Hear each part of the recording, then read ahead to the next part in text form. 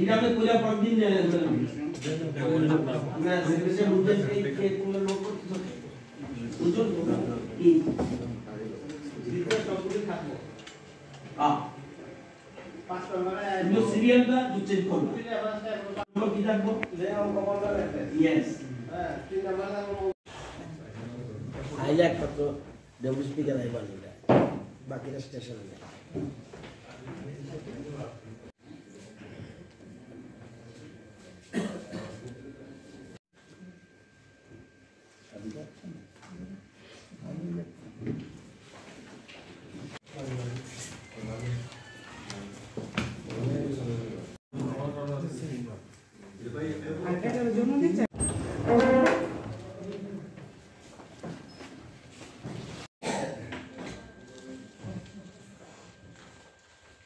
हाँ सर ये तो बोले आसे सर কত কি বলেন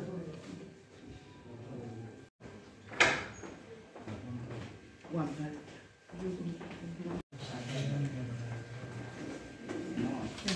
বাবু আইলে শুধু একজন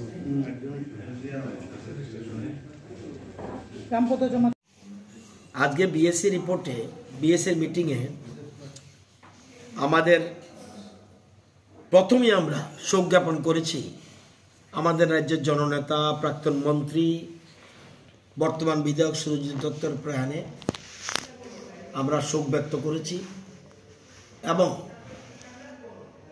পরিবার পরিজনের প্রতি সমবেদনা জানিয়েছি এবং ওনার মৃত্যুতে 1 মিনিট আমরা নীরবতা পালন করেছি।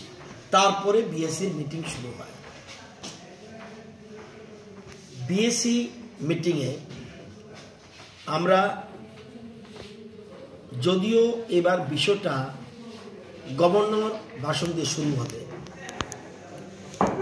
গভর্নর ভাষণ শুরুর পরে 3 দিনেই ইচ্ছা করলে হাউস শেষ করা যেত, কারণ কোনো গভর্নমেন্ট বিজনেস তত কিছু নেই। ছোট্ট একটা বিল আছে, এরপরে যদি আসে আমি জানি না, এরপরে বিল আসলে দেখা যাবে বা কোনো যে বিজনেস থাকলে আসা যাবে।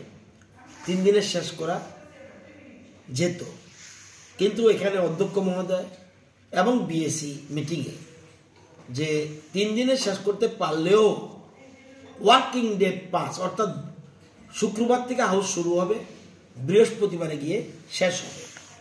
গভর্নরের ভাষণের উপরে ইচ্ছে মতো বিভিন্ন দলের যে সদস্যরা রয়েছেন তারা আলোচনা অংশগ্রহণ করতে পারবে।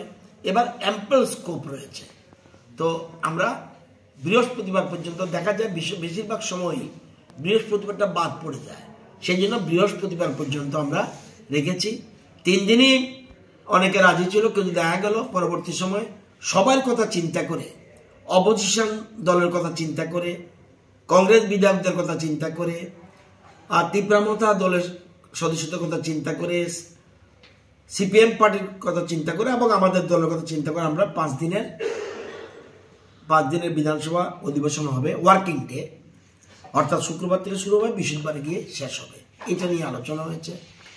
এবং যেহেতু সিটিং এমএলএ, সেদিন অতীতের রেকর্ডে দেখা যায় সিটিং এমএলএ মারা গেলে হাউস অ্যাডজন করতে হয় একদিনের, তো সেই জন্য যেহেতু গভর্নর হাউস ডেকেছেন, তো গভর্নরের ভাষণটা হবে এবং ভাষণের পরে যা সিস্টেম, ওনার ভাষণের এটাকে ধন্যবাদ সূচক প্রস্তাব একটা আনতে হয়, যেহেতু বিধানসভা চলতে গেলে বিএসসি রিপোর্ট পাস করাতে হয়, পরের কাজগুলি এবং অবিচুরি অর্থাৎ শোক জ্ঞাপন। এই শোক জ্ঞাপনের যদিও অন্যান্য থাকে, শুধু আমি যতটুকু আমার ক্ষুদ্র অভিজ্ঞতা জানি, শুধু সুরজিৎ দত্তের প্রয়াণের শোক ব্যক্ত করে খুব সম্ভব সেদিন হাউস অ্যাডজন হয়ে যাবে পুরো দিনের জন্য। এটা সম্পূর্ণ স্পিকারের উপর নির্ভর করে। তো আমি যে অতীত অভিজ্ঞতা থেকে যা দেখেছি তাই, আর এমনি হাউস হবে 5 দিন। বিল বিশেষ কিছু বিল এখন পর্যন্ত কিছু নেই। আজকে বিএসসি রিপোর্টে বিল এসছে মাত্র, দেখা যায় সরকারি বিজনেসের মধ্যে গভর্নর ভাষণ তো দেবেই, এছাড়া আছে introduction of the Tripura state tribals 4th amendment bill, এটা একটা আছে। আরেকটা আছে introduction of the Tripura state goods and services tax 7th amendment bill. এই দুইটা বিল আপাতত আছে দেখা যায়। এবং প্রথম দিন প্রাইভেট মেম্বার্স আছে, শুক্রবার হাউস অ্যাডজন হলে এই শুক্রবারের এমএলএদের, বিধায়কদের তাদের যেন রাইট কাটেল না হয় সেই জন্যই এই প্রাইভেট মেম্বার্সটা চলে যাবে একদম লাস্টের দিন। এরকম চিন্তা, মানে কোনো মতেই যাতে কারো ক্ষতি না হয় সেরকমভাবে চিন্তা করেই বিএসসি মিটিং।